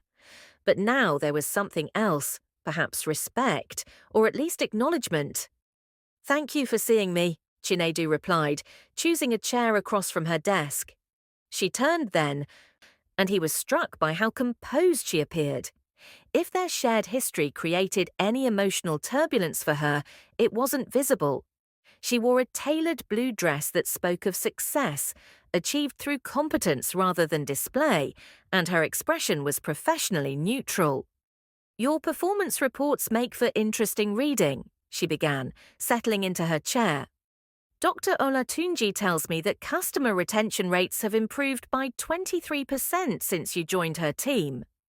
"Thank you, though I think the improvement comes from listening to customers rather than imposing solutions on them." "An important distinction," Amara acknowledged. "One that you seem to have learned well." They sat in silence for a moment, the weight of their shared history filling the space between them. Finally, Amara leaned forward slightly. "I have a proposition for you." Chinedu felt his stomach tighten. "What kind of proposition?" "Zenith is expanding into West African markets, Ghana, Senegal, Côte d'Ivoire. We need someone to lead customer experience strategy for the expansion. Someone who understands both the technical requirements and the human impact of our policies." The offer was staggering. Leading an international expansion would be a significant promotion, carrying both prestige and substantial responsibility. But it would also mean working directly with Amara on a regular basis. "That's unexpected," Chinedu managed. "Is it? You've demonstrated exactly the skills we need: technical competence, cultural understanding, and most importantly, the humility to admit when you're wrong and the determination to make things right." "Why me?" The question came out more directly than he'd intended. "There are other qualified candidates who don't carry our personal history." Amara's expression softened almost imperceptibly. "Because sometimes the person who's fallen the furthest understands the climb the best. You've seen this company from every angle: as an arrogant executive who nearly damaged our culture, as a customer service representative dealing with the consequences, and as a liaison working to bridge the gap between policy and practice. And you think that makes me qualified to lead an international expansion?" "I think it makes you uniquely qualified," she corrected. "The question is whether you're ready for that level of responsibility." Chinedu considered the offer carefully. 6 months ago, he would have jumped at any opportunity for advancement. Now he understood that promotion without preparation was a recipe for disaster. "Can I ask you something honestly?" he said. "Of course. Is this offer about my qualifications, or about proving that you're bigger than our personal history?" The directness of the question seemed to catch Amara off guard. For the first time since he'd entered her office, her professional composure wavered slightly. "That's a fair question," she said after a moment, "and the honest answer is both. You are qualified for this role based on your performance and growth over the past 6 months. But yes, offering it to you also demonstrates that this company values redemption and growth over grudges and punishment." "And personally?" Chinedu asked quietly. How do you feel about working closely with your ex-husband? Amara was quiet for so long that he wondered if she was going to answer. When she finally spoke, her voice carried a vulnerability he hadn't heard since the early days of their marriage. Honestly, I'm not sure. 6 months ago, I wanted you to understand the consequences of your arrogance and disrespect. You've done that. You've changed in ways I didn't expect and probably couldn't have imagined. She stood and moved to the window, looking out at the Lagos skyline. But working together professionally doesn't erase our personal history. It doesn't change the fact that you cheated on me with multiple women while I was building this company. It doesn't make the humiliation and betrayal disappear. The words hung in the air between them, like a bridge neither was sure they wanted to cross. You're right, Chinedu said finally. I can't change what I did, and I can't expect forgiveness just because I've learned to be a better employee. But I can promise that if you give me this opportunity, I'll prove that the man who betrayed you isn't the same one who would represent your company internationally. Amara turned back to face him, her expression unreadable. The position would require 6 months of travel, establishing customer experience protocols in 4 different countries. You'd be reporting directly to me on strategic issues, but you'd have significant autonomy in implementation. And if personal tensions interfere with professional effectiveness? Then one of us would need to step away from the project, Amara replied simply. The company's success takes priority over personal comfort, mine or yours. Chinedu nodded, understanding the terms clearly. This wasn't about reconciliation or forgiveness. It was about professional opportunity coupled with clear boundaries. I'd like to accept the position, he said. Good, your first assignment is Ghana. There's a customer experience crisis at our Accra office that requires immediate attention. You'll fly out next week. As he prepared to leave, Amara called his name softly. Chinedu? He turned back to face her. For what it's worth, I'm proud of the professional growth you've shown. The man I was married to could never have handled customer service with the grace and effectiveness you've demonstrated. Thank you, he replied. That means more than you might realize. Walking back to the elevator, Chinedu felt the weight of opportunity and responsibility settling on his shoulders. This wasn't just a promotion. It was a chance to prove that redemption could be more than personal, that it could contribute to something larger than individual growth. His phone buzzed with a text from James, his friend from customer service. Heard about your promotion, brother. You've come a long way from those first brutal nights on escalated complaints. Another message followed immediately from Tolu. Congratulations on the international role. Don't forget to call me when you need to remember why customer empathy matters. But it was the third message that stopped him cold.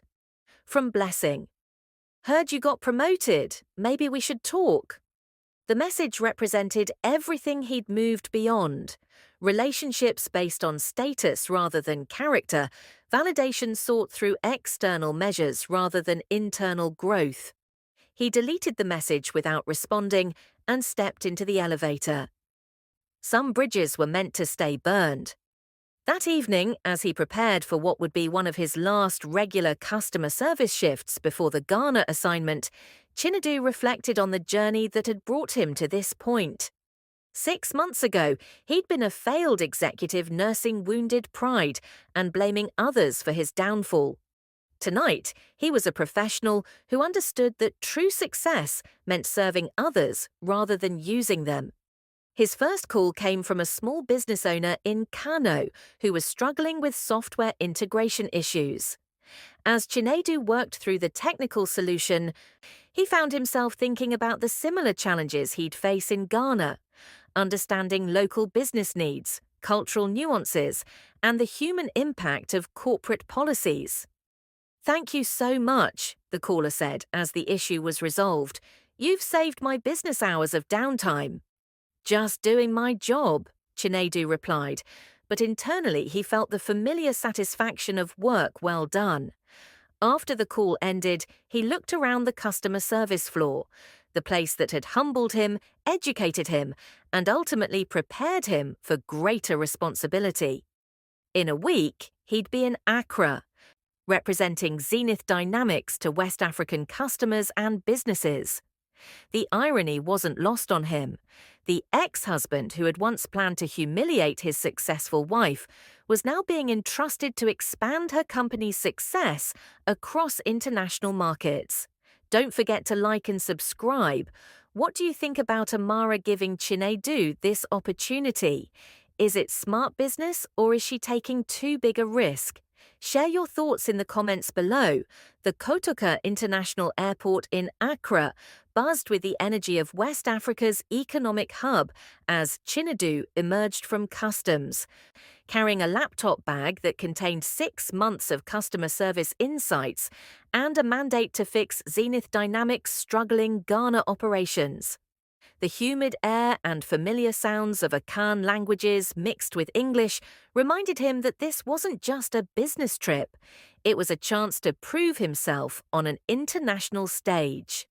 Dr. Kwame Asante, Zenith's Ghana country manager, met him at arrivals with a grim expression that immediately signaled the magnitude of the challenges ahead. "Welcome to Accra," Dr. Asante said, shaking Chinedu's hand. "I hope you're ready for a crisis. We've lost 3 major clients this month, and our customer satisfaction scores are the lowest in the company's history." During the drive through Accra's bustling streets, Dr. Asante outlined the scope of the problems. Zenith's Ghana operations had been struggling with cultural misalignment. Policies designed for the Nigerian market had been implemented without considering local business practices, customer expectations, or cultural nuances. "The irony," Dr. Asante explained as they navigated traffic near the Osu Castle, "is that we're making the same mistakes here that nearly destroyed customer relations in Lagos 6 months ago. Rigid policies, poor customer communication, and a complete disconnect between corporate strategy and customer reality." Chinedu felt a chill of recognition. What kinds of policies are we talking about? Mandatory English-only customer service, despite the fact that many of our clients prefer conducting business in Twi or Guinea, inflexible payment schedules that don't account for seasonal business cycles. And worst of all, productivity monitoring systems that treat every deviation from standard procedures as a failure, even when local adaptation is necessary. The description painted a clear picture. Zenith Ghana was implementing the same type of tone-deaf corporate mandates that Chinedu had championed during his disastrous week as director in Lagos. The difference was that here, cultural insensitivity was compounding the business failures. Their first stop was the Zenith Ghana office in East Legon, a modern building that housed customer service, sales, and technical support operations. The moment Chinedu walked onto the customer service floor, he could feel the tension. Representatives looked stressed, customer calls seemed confrontational, and the overall atmosphere was one of barely controlled crisis. "This is Akosua Mensah, our customer service manager." Dr. Asante introduced him to a woman in her 30s who wore the exhausted expression of someone fighting a losing battle. "Mr. Okafor," Akosua said, shaking his hand with professional courtesy that couldn't hide her skepticism. "Dr. Asante tells me you're here to solve our customer experience problems. I hope you understand that we've tried everything." "Tell me about your biggest challenges," Chinedu requested, settling into a chair near the customer service floor. For the next hour, Akosua detailed a litany of problems that felt painfully familiar. Customers frustrated by rigid policies, representatives bound by procedures that made no local sense, and a growing reputation for cultural insensitivity that was driving businesses to competitors. "Our biggest client, Okiemi Trading, cancelled their contract last week," Akosua explained. "They'd been with us for 3 years, But our new policies required all customer communications to be conducted in English. The owner's mother, who handles the books, speaks primarily Twi. When we refused to provide support in her language, they moved their entire operation to a local competitor. Chinedu felt the weight of responsibility settling on his shoulders. These weren't abstract policy failures. They were real businesses being lost due to cultural arrogance that he understood all too well. "Can I listen to some customer calls?" he asked. "Of course, but I should warn you, they're not pleasant." For the next 2 hours, Chinedu listened to customer service interactions that made his early nights in Lagos customer service seem mild by comparison. Frustrated business owners trying to explain local market realities to representatives reading from scripts. Technical support calls where cultural misunderstandings created additional problems. Retention calls where customers were choosing to leave rather than fight a system that seemed designed to exclude them. "This is unsustainable," he told Dr. Asante during their lunch break at a local restaurant near the University of Ghana. "We're not just losing customers, we're actively alienating an entire market." "That's why you're here," Dr. Asante replied, ordering banku and grilled tilapia. Mrs. Okoro specifically requested someone with experience in both policy development and customer service recovery. "Your background suggests you understand how to fix problems you've contributed to creating." The comment was diplomatic, but clear. Amara had sent him to Ghana because his personal experience with corporate arrogance made him uniquely qualified to address its consequences. That afternoon, Chinedu began implementing the same approach that had worked in Lagos: direct customer engagement combined with policy analysis. He spent 2 hours taking customer service calls himself, experiencing firsthand the frustration of trying to help clients while constrained by culturally tone-deaf procedures. His first call came from Kofi Boateng, owner of a construction company that used Zenith's project management software. "I've been trying to resolve a billing issue for 3 weeks, Kofi explained in English flavored with the rhythms of Twi. "Every time I call, they transfer me to someone new who doesn't understand my business or how we operate in Ghana." "Mr. Boateng, I want to understand your specific situation," Chinedu replied. "Can you walk me through your business model and how our billing system is creating problems?" The conversation revealed systemic issues that went beyond simple policy problems. Zenith's billing system assumed monthly payment cycles, but many Ghanaian businesses operated on seasonal cycles tied to agricultural patterns or religious calendars. The software's inflexibility was forcing clients to choose between their business practices and their software needs. "The frustrating thing," Kofi continued, "is that the old system worked perfectly. These new requirements feel like they were designed by people who've never run a business in Ghana." After documenting Kofi's concerns, Chinedu spent the evening reviewing 6 months of customer complaints and cancellation reports. The patterns were clear and damning. Every major policy change had been implemented without local consultation, cultural adaptation, or consideration of market-specific needs. His phone rang as he sat in his hotel room overlooking Accra's skyline. The caller ID showed Amara's direct line. "How was your first day?" she asked without preamble. "Challenging but enlightening," Chinedu replied. "The problems here are exactly what I would have created if I'd been given free rein to optimize the Ghana operation." "Meaning?" "Meaning we've implemented Nigerian solutions to Ghanaian problems without understanding the cultural and business context. It's corporate colonialism disguised as efficiency." Amara was quiet for a moment. "That's a harsh assessment. But an accurate one. We're losing customers not because our technology is inferior, but because our policies assume that all African markets operate identically. It's the same arrogance I displayed in Lagos, just applied internationally." "What's your recommendation?" Chinedu looked out at the lights of Accra, thinking about the frustrated customers he'd spoken with, the stressed representatives trying to implement impossible policies, and the local managers caught between corporate mandates and market realities. Complete policy review with local consultation, customer service support in local languages, flexible billing and support schedules that account for local business cycles, and most importantly, acknowledgement that being successful in Nigeria doesn't automatically qualify us to dictate business practices in Ghana. That's a significant undertaking, Amara observed. Yes, but the alternative is losing the Ghana market entirely.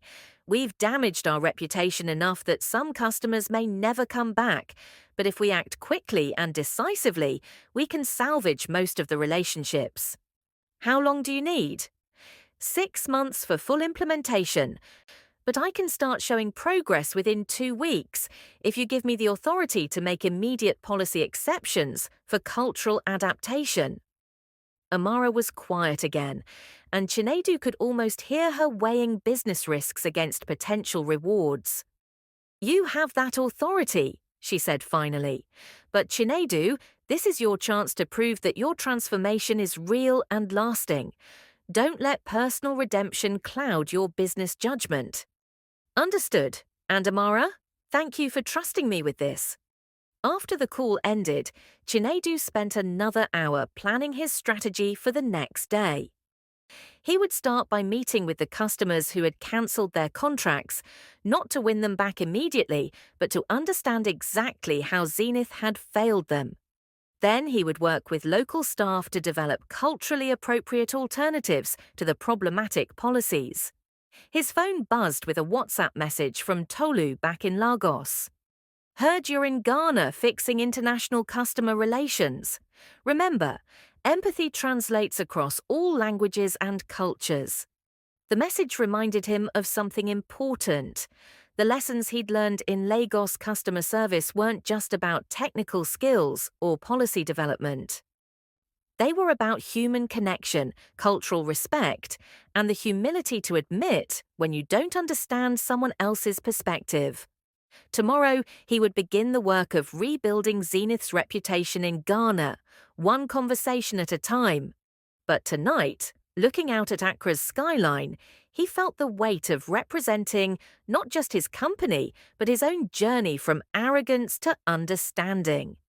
Success in Ghana wouldn't just prove his professional competence, it would demonstrate that redemption could extend beyond personal growth to meaningful contribution.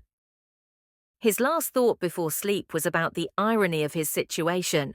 The man who had once tried to humiliate his ex-wife was now working to expand her company's success across West Africa.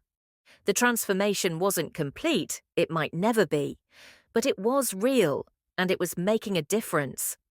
3 months into the Ghana assignment, Chinedu stood before a packed conference room in the Kempinski Hotel Gold Coast City, preparing to deliver the quarterly customer experience report that would determine not just the future of Zenith's West African expansion, but his own professional trajectory.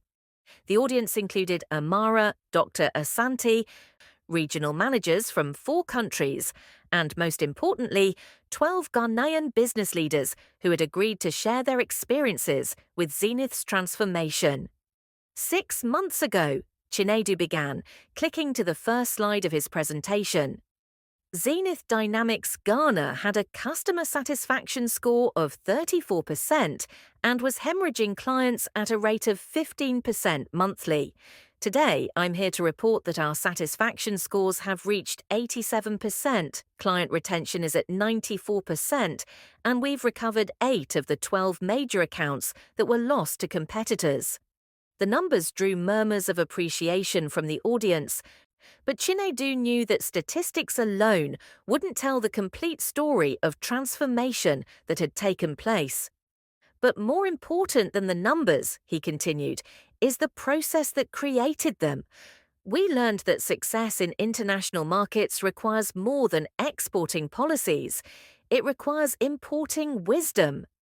He clicked to the next slide, which showed photos from his visits to Ghanaian businesses over the past 3 months. Instead of telling our customers how they should adapt to our systems, we asked them to teach us how our systems could serve their needs.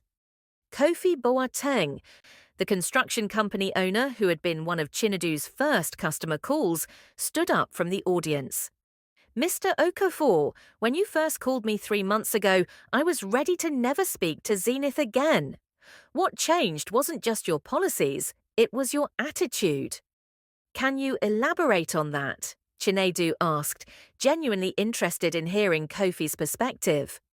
You didn't start by explaining why our complaints were wrong or how we needed to adjust to your systems. You started by asking us to help you understand our business. That made all the difference. Akosua Mensah, who had been promoted to Regional Customer Experience Manager, took the microphone from her seat in the front row. The transformation in our office culture has been remarkable. When Mr. Okafor arrived, our representatives were stressed, frustrated, and leaving for other companies. Now we have the lowest turnover rate in the company and a waiting list of people who want to work here. What created that change? Amara asked from her position at the head table. It was the first time she had spoken during the presentation, and her tone was professionally curious rather than personally invested. Respect, Akosua replied simply. Respect for our local knowledge, respect for our customers' cultural needs, and respect for our ability to contribute to solutions rather than just implement mandates. Chinedu advanced to a slide showing the specific policy changes that had been implemented. We introduced multilingual customer support in Twi, Gay, and Hausa. We created flexible billing cycles that accommodate seasonal business patterns. We established local advisory boards for each major market. And most importantly, we trained our staff to see cultural differences as opportunities for innovation rather than obstacles to efficiency. Dr. Kwame Asante stood to address the room. I want to emphasize that these changes weren't cosmetic adjustments to existing policies. They represented a fundamental shift in how we approach international business. Mr. Okafor didn't just fix our customer service problems, he helped us understand that our problems were symptoms of a deeper issue, cultural arrogance disguised as corporate efficiency. The comment drew nods from around the room, but Chinedu noticed that Amara's expression remained carefully neutral. She was evaluating not just the business results, but the sustainability of the changes and the lessons they offered for future expansion. The question we need to address, Amara said, finally speaking directly to Chinedu, is whether these results can be replicated in other markets. Ghana has been a valuable learning laboratory, but we're considering expansion into Senegal, Côte d'Ivoire, and Kenya. Can this approach scale? Before Chinedu could answer, another voice spoke from the audience. Yar Asiedu, CEO of one of Ghana's largest agricultural cooperatives, and a client who had returned to Zenith after 6 months with a competitor. Mrs. Okoro, if I may, Yor said, standing slowly. The question isn't whether Mr. Okafor's approach can scale.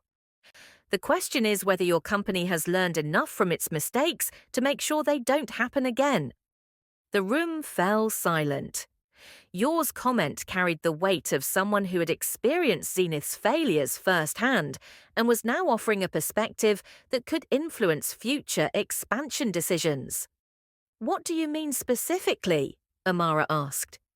I mean that 3 months ago, your company was treating Ghana like a branch office of Nigeria.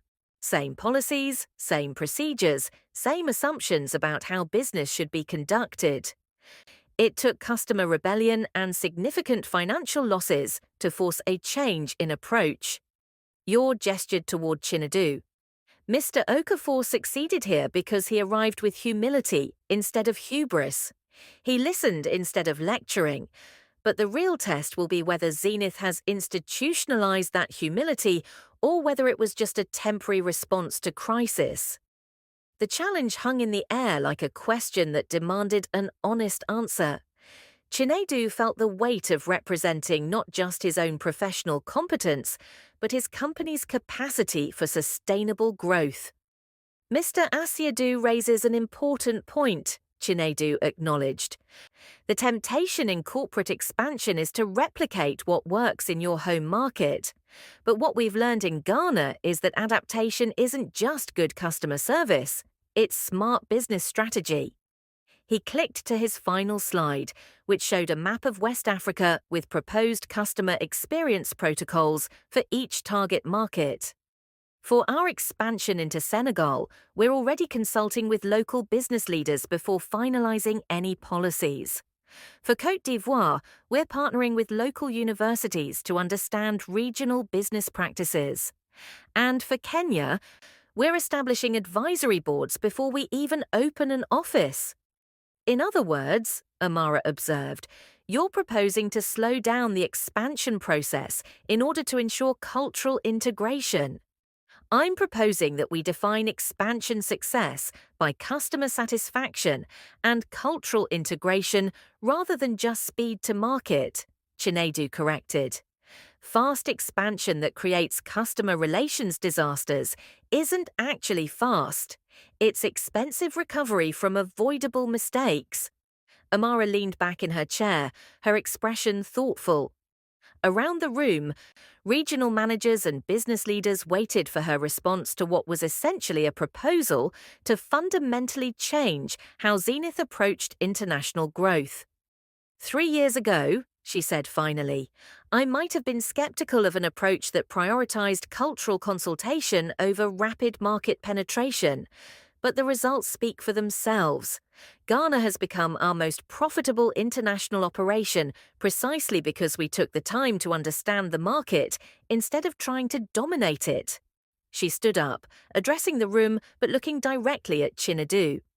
I'm approving the expansion timeline and methodology you've proposed, but I'm also promoting you to Director of International Customer Experience, with responsibility for ensuring that every new market receives the same level of cultural integration that transformed our Ghana operations. The announcement drew applause from the audience, but Chinedu felt a complex mix of satisfaction and responsibility. This wasn't just a professional triumph, it was validation that redemption could evolve into contribution, that personal transformation could drive organizational growth. As the formal presentation concluded and attendees moved to the networking reception, Amara approached Chinedu privately. We need to talk, she said quietly. Not here, but tonight. There are things that need to be said between us that go beyond professional accomplishments. Chinedu nodded, understanding that their working relationship had reached a point where personal history could no longer be ignored in favor of professional courtesy. That evening, they met at the Labadi Beach Hotel, sitting on the terrace overlooking the Atlantic Ocean as waves crashed rhythmically against the shore. The setting was peaceful, but the conversation that was about to unfold carried the weight of years of hurt, betrayal, and gradual healing. I want you to know, Amara began, that offering you the international position wasn't just about business. It was about proving to myself that I could separate your professional competence from your personal failures. And have you? Chinedu asked quietly. I think so. Watching you work these past 9 months, seeing how you've grown and contributed, it's forced me to acknowledge that people can change in ways I didn't believe were possible. She looked out at the ocean, her voice carrying a vulnerability he hadn't heard since their marriage. But I also need you to understand that professional respect doesn't erase personal hurt. Working together successfully doesn't mean I've forgiven what you did to our marriage. I know, Chinedu replied, and I'm not asking for forgiveness. I'm asking for the chance to continue proving that the man who betrayed you isn't the same one sitting here tonight. That's exactly what you've been doing, Amara acknowledged, and it's why I can trust you with representing our company internationally, even though I might never be able to trust you with my heart again. The distinction was clear and fair. They had found a way to work together professionally without pretending that their personal relationship could be rebuilt. There's something else, Amara continued. The board has approved a 5-year expansion plan that would make you responsible for customer experience across 15 African countries. It's a significant opportunity, but it would also mean extensive travel and even greater responsibility. And you're comfortable with that level of professional partnership? I'm comfortable with it because I've watched you earn it. The man who tried to humiliate me at that dinner party could never have handled what you've accomplished in Ghana. But the man who spent 3 months learning to listen instead of lecturing, who chose customer service over ego, who transformed failure into wisdom, that man has earned the right to represent this company across Africa. They sat in comfortable silence for a moment, watching the lights of fishing boats bobbing on the horizon. The sound of waves provided a peaceful backdrop to a conversation that was finally bringing closure to a painful chapter of both their lives. I accept the position, Chinedu said finally, but I want you to know that I understand the boundaries. We can be successful professional partners without being friends. We can respect each other's contributions without pretending the past didn't happen. Exactly, Amara agreed. And maybe that's enough. Maybe successful collaboration doesn't require complete forgiveness, just mutual respect and shared commitment to something larger than our individual histories. As they prepared to leave, Amara offered one final observation. You know, there's an irony in all of this that I think you should appreciate. What's that? A year ago, you invited me to that dinner party to humiliate me in front of our friends. You wanted to show everyone how much more successful you were, how far you'd risen while I'd supposedly fallen. Chinedu winced at the memory. It was cruel and petty. It was. But it was also the catalyst for everything that's happened since. Your public humiliation of me became your private education in humility.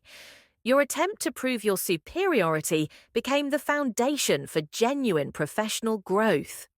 She smiled, not with malice or satisfaction, but with something approaching understanding. You set out to destroy my reputation and ended up rebuilding your own character. That's not revenge, Chinedu. That's justice.